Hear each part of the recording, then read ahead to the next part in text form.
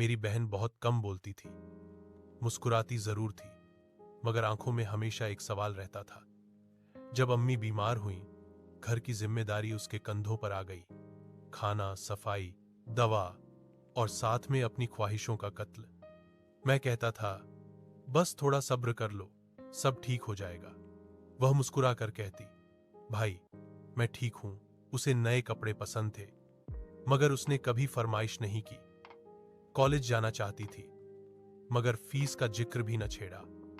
रात को मैंने कई बार देखा, वह छत पर जाकर खामोशी से रो लेती थी, ताकि घर वालों को आवाज न आ जाए। एक दिन उसकी शादी तय हो गई।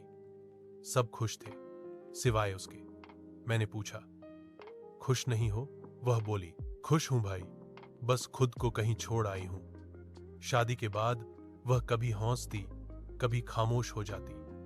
और एक दिन फोन आया, कहा गया। वह बहुत थक गई थी। मैं दौड़ता हुआ पहुंचा।